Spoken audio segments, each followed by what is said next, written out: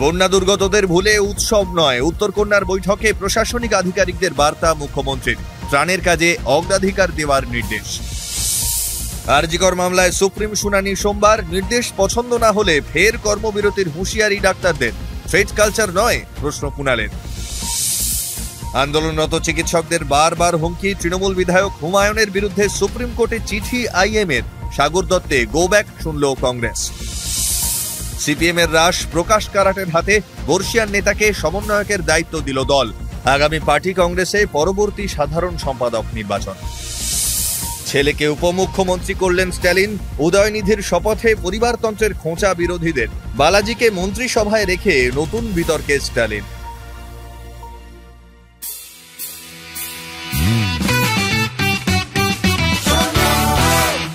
আপনি শুনছেন সংবাদ প্রতিদিন শোনো। নমস্কার, আসছে বিস্তারিত খবরে।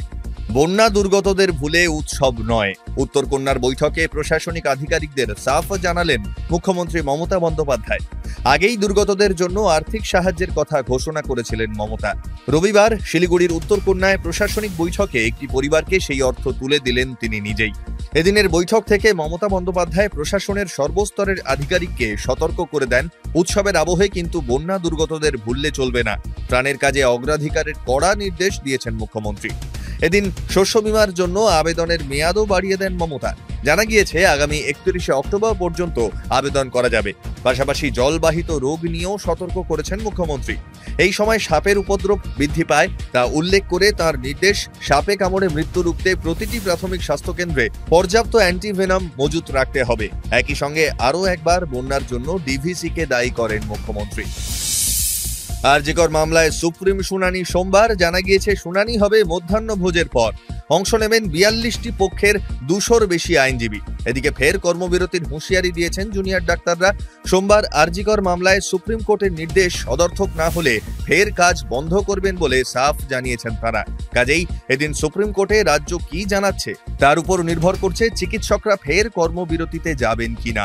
ডাক্তারদের হুঁশিয়ারি, সুপ্রিম শুনানিতে রাজ্য সরকার চিকিৎসকদের দাবি দাওয়া পূরণের সদিচ্ছা না দেখালে ফের পূর্ণ কর্মবিরতিতে যেতে পারেন তারা। তবে জুনিয়র চিকিৎসকদের কর্মবিরতির হুমকি নিয়ে প্রশ্ন তুলেছেন তৃণমূল নেতা কুণাল ঘোষ। তার প্রশ্ন, কর্মবিরতির হুমকি থ্রেট কালচার নয়? এই অস্থিরতার নেপথ্যে কাদের মদত রয়েছে তা নিয়েও প্রশ্ন তুলেছেন কুণাল। আপাতত সকলের নজর এই মামলার পরবর্তী সুপ্রিম শুনানির দিকে।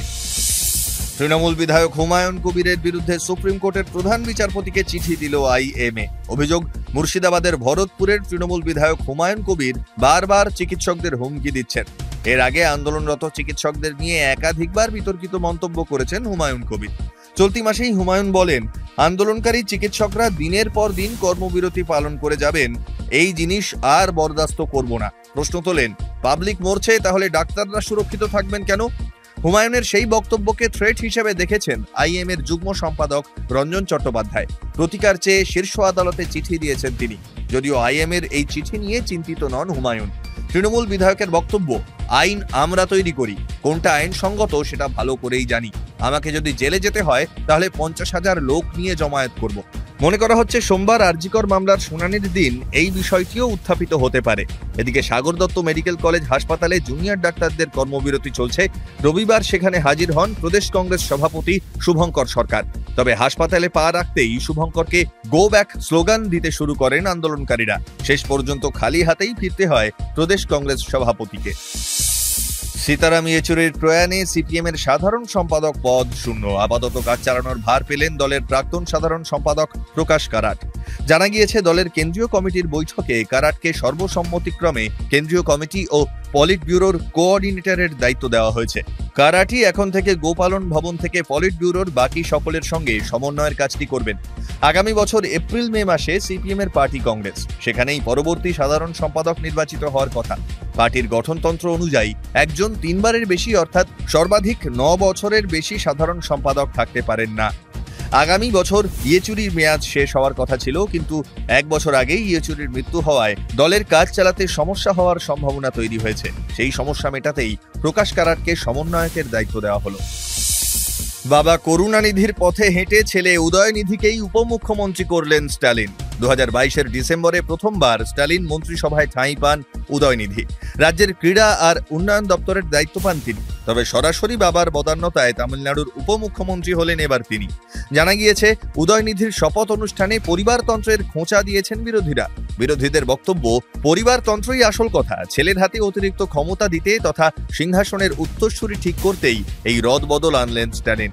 এদিকে স্ট্যালিনের নয়া মন্ত্রিসভায় ঠাঁই পাওয়া বালাজি নিয়েও বিতর্ক রয়েছে।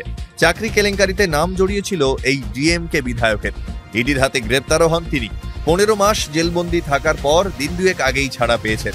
জামিনে মুক্ত সেই বালাজিকে মন্ত্রিসভায় জায়গা দিয়ে বিরোধীদের আক্রমণের মুখে তামিলনাড়ুর মুখ্যমন্ত্রী এম কে স্ট্যালিন।